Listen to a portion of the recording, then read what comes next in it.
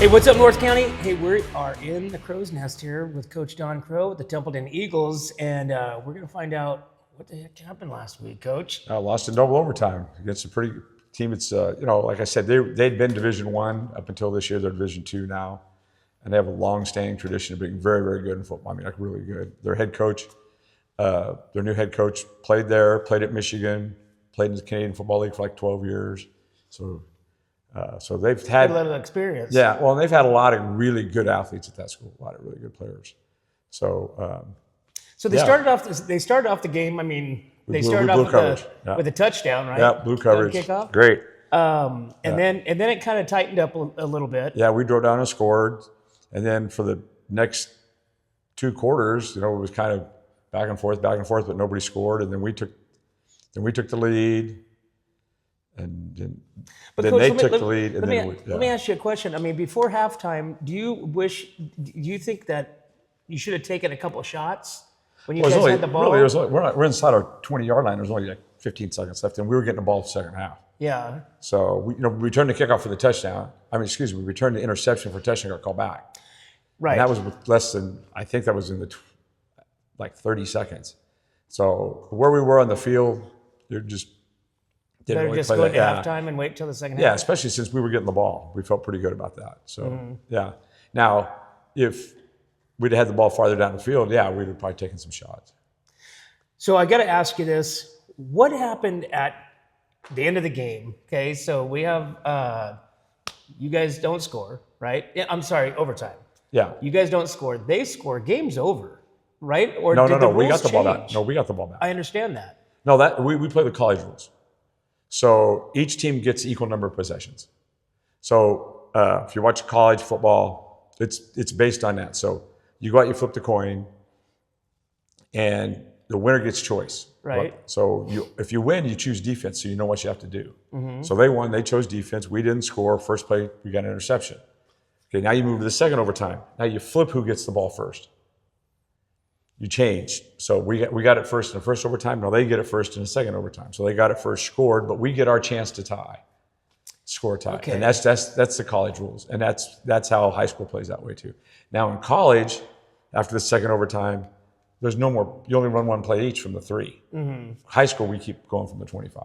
Gotcha. But you have to go for 2. Okay. After that, they always went for 2. They don't try to kick an extra point. So. Yeah, we were trying to figure out what was going on because I guess we were under the impression that as soon as Tyler intercepted the ball, his second interception, that meant both teams got another possession. You just flip who gets it first. Gotcha. And if we would have scored to tie it, we would have started with the ball for the next one because you flip. It's kind of, on the coin flip, you get your choice for the first time, and then after that, it just alternates. Does looking back to last Friday, do you have any kids that kind of like surprised you? Oh yeah, definitely. We put a couple kids that like one kid, Wyatt Botts, didn't play as a freshman. I think he was on a team, but he didn't play hardly at all. And he played last year, but then he got hurt. Played like 3 games. So it was really his first high school experience, period. And he's out playing outside linebacker against their athletes, and he did a really good job, especially in the situation. He played well. He lined up well. He had basically one. We had one mistake, but I mean, everybody makes, especially in that situation, you're going to make some. But we were super proud of how he played. Some of our younger kids that stepped up, like we had Hayes Cameron played really, really well at linebacker. Jose Diaz played really well at guard. So some of our young kids, we thought they could be pretty good, but you never know.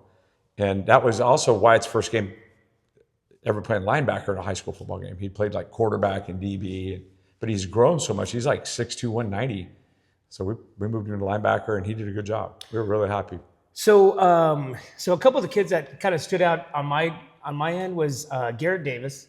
Yeah, Garrett played really well. And then of course Cunningham. Tyler was a man. Tyler did everything. That kid is fast. Yeah, he did everything for us. He played safety. See, now that was his first game at safety because we were down. We have 2 of our safeties are out hurt. So Tyler is such a good athlete, and we moved him back there because we wanted his speed back there. And then obviously on offense, he plays running back, slot, receiver. We didn't plan on him returning punts, but they didn't substitute. We planned on getting him off the field, but they didn't substitute. So we left our defense out there. So he goes and catches punts, you know. So we don't plan on him being our punt returner. We're trying to get him off the field, but Tyler had a great game, and he got pretty tired. And you got Coulter punting. Right, because our punter's hurt. Isn't that a little scary? No. Really? No. Your quarterback? I'd rather have somebody back there that can catch the snaps and field the ball, because he catches snaps all the time. And he did a good job. He did a really good job. Yeah, because next week we'll get our punter safety back. We should get Colby back next week. So, yeah. Oh, so Colby's coming back from his surgery. Yeah. Well, he never had surgery. Never had surgery. The doctor just chose not to do the surgery and let it heal, and he's got a brace, and he's been doing everything in practice but contact. Gotcha. Running, doing the drills, catching the ball, getting back in shape. So that's gonna be huge. Oh, it's gonna be really big for us, because now we got another guy can really run. And got some size, got some hands, got some size. Yes, so it's gonna help us a lot. That's gonna be awesome. Yeah.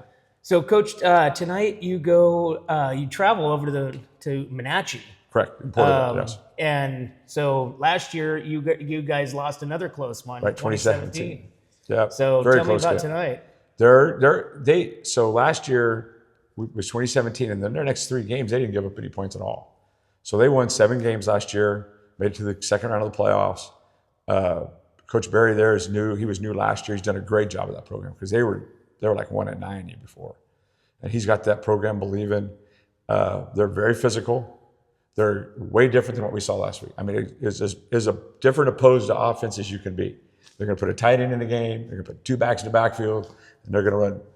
Okay. Now, so they're playing smash. Yeah, they like to give the ball to 7 who can run. He had a kickoff return. Their only points last week against Lamore, he returned a kickoff for a touchdown.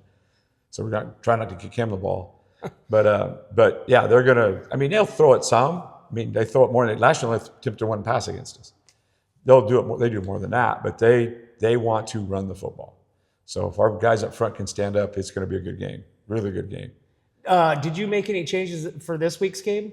It's not really. Versus last week? No, we'll make some game plan adjustments, but no, we're healthy. Everybody came in that game. We didn't get anybody hurt in the game, and so we're pretty much ready to go. So you're ready. We're pretty excited. I think our kids are excited. The one thing about this team is they're pretty consistent about practice. They come, they practice well. I think they see that they can be really good. Watch, after our AG scrimmage and playing Edison, and, if we can eliminate, like you're talking about your kids. Yes, every week if you eliminate more mistakes, you should get better. And there's an oldest adage in coaching: your biggest improvements from game 1 to game 2. And I go, I hope that's true for us, because if we eliminate 2 or 3 mistakes, we'll be pretty good. When you guys travel over there with the humidity, I mean, obviously we're heat bound, right? How do you think that affects the kids compared to over here? Well, daytime the temperatures are about the same. The biggest difference is that way early in the morning, like it's only 50 this morning, and it's already 72 there. But at kick, it's only supposed to be 93, and we'll be 90 today for sure. We were that hot yesterday. So it's how they stay warmer later into the day. And so that's a problem. And I don't know how much humidity Porterville gets, because it's right next to the foothills of the Sierras up there. It's 60 miles north of Bakersfield. But yeah, we're expecting it to be warm, because it's going to still be sunlight when we kick off. And but the things we try to do is get our kids, and it's kind of on them a little bit, because we don't control them all day. It's start hydrating Wednesday. Water, some Gatorade, not a lot, because there is a lot of sugar in Gatorade. But if you get the sugar-free Gatorade, there is electrolytes. But you got to start. You can't wait till the day of the game. That's too late. So, Coach, I want to ask you. So, your first play of the game, which was an auction item, correct? Right. What was that? We ran a flea flicker, and we pitched the ball back and pitched it on the ground. We had the guy wide open for a touchdown. Really? Yeah. So Coulter had to just grab it and throw it away. Oh no. It was the pitch back to him was not good. Yeah, they bid on it big time. Our receiver was wide open. Awesome. So it worked. I mean, the play design worked. We just didn't execute it very well. And we practiced it every day, and we never had that problem. We had the good pitch. We had it, but in the game, they're kids. They're 16. Especially you guys that have kids in high school or had kids in high school. They're 15, 16-year-old kids. Sometimes you get a little wound up and.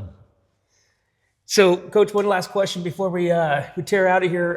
What is some of the comments or phrases you hear the kids on the sidelines that just make you kind of shake your head, go, "What are you talking about?" Oh, sometimes, I wonder what they're actually looking at.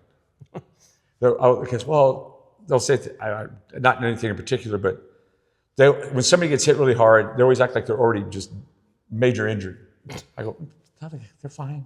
They're fine. They'll get up." So, but yeah, it's just funny how kids perceive the game, especially the newer ones to the game. They just don't really. So when you've done it a long time, you can tell when things are going well or bad, and sometimes they're kind of they're a little oblivious to what's really going on. Because I try to see all 22 guys, right? And they're thinking about either they're like watching one guy or they're just kind of out in space when they're not out there sometimes. Right. Well, I didn't see too high of an escalation last week for you, so I think No. you kind of kept it under like that 10 volume speed. Yeah, we were good. Yeah, we played well, and we have we just try to keep the kids involved in the game, make sure we're playing hard, and tonight we hopefully execute better. Awesome, Coach. Thanks. Good luck, Thank you. and hopefully we bring that first W tonight. Oh yeah, we need it. All right, there you have it, guys. Make sure that you guys come on out to Templeton and check out the Eagles whenever they're home next week, Coach. Nope, 2 weeks. 2 weeks. We still got one more game on the road. Yes. When they come home. September 12th is homecoming. Get out here. All right, and then if you guys are heading over to the Valley tonight, root on the Eagles. Go Eagles.